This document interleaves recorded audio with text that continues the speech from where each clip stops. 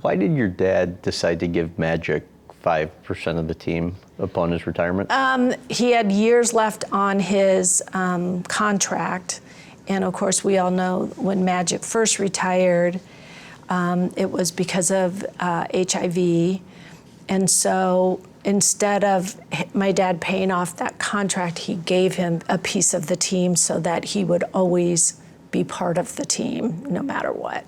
How true is it that your dad was telling Magic that, he wanted you and Magic to one day run the team, all the while telling Jim, your brother, he wanted you and Jim to run the team? Magic wanted to learn everything about business from my dad. Mm-hmm. So he mentored Magic, and that relationship in the 80s was, you'd never seen anything like it in sports before that. Men of really two different backgrounds and ages, really coming together to form a partnership and feel the same way about what they wanted to accomplish. And I talk about that's like the winning formula in sports. And at that time, Jimmy wanted to be a horse trainer. And so, he didn't see his sons as being interested in the family business, whereas he knew because they weren't at the time. They weren't. Johnny, he's done a lot of different things. Johnny's very talented. Jimmy really loved the horses. And so, that's where he started laying his plan, like, Magic, I want you to run the basketball. But, my dad knew that, he probably was going to do bigger things than just, run basketball with the Lakers. Tell about the emotional call you get one day from Magic telling you that he had sold his stake. It was disappointing. It affects you now, even thinking about it. Yeah, it's like he did very well for himself. Yeah. Don't get me wrong, but the value has only gone up, and you can see he's an investor with the Dodgers. Now he's with the Washington football team, and he should have a piece of this team. But I think it was hard for him to see the Lakers struggle after my dad passed. And we did struggle. And then Kobe retired, and it just got worse and worse. When Magic resigned, he does it in the media. Yeah. And that's after a 3-hour meeting the two of you had the night before. You knew nothing of his plans, yet your first public remarks after that are still overwhelmingly positive. Oh, yeah.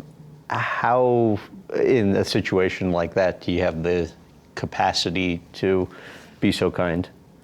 Because I saw the same thing happen before when in 1982, he asked to be traded from the Lakers because he wasn't happy with the system that Paul Westhead wanted to run. He took the ball out of his hands. He couldn't play with the joy that he'd grown accustomed. And so my dad was like, wait, let's talk this through. We're not going to make that decision now. So I know that Magic, if something's bothering him, he doesn't hold it inside. He lets you know. And I can see now that this wasn't the right job for him. It requires a lot of time away from your family.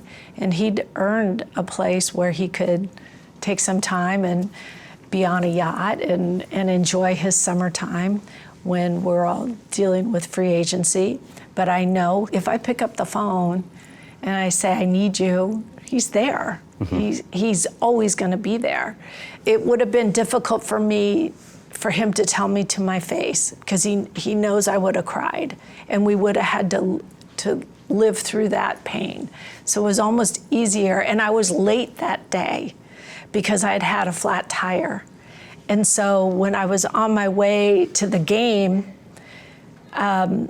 get a call from Tim Harris, our team president, and he said, I answer the phone, I go, I know I'm late, I'm on my way, I'll be there soon. He's like, no, don't come here. He goes, Magic just resigned. I'm like, what? Wait, what? So I said, okay, I'm near the office, I'll go to the office, you come here, let's figure out how we're gonna deal with this. And do you try and get Magic on the phone? No, immediately? no. Because I know once he makes up his mind, he makes up his mind. But in other words, had I been on time, he probably would have had to tell me to my face. So he had mentally prepared to give his resignation to me. I wasn't there. The media was there, and that's when the story spills out. Yep. So, I'm not upset it happened. It was just, it took me off guard. And then, we had to let the coach go, Luke Walton, who, had been a player for Phil, and that I felt very close to. I mean, it was a lot of stuff going on.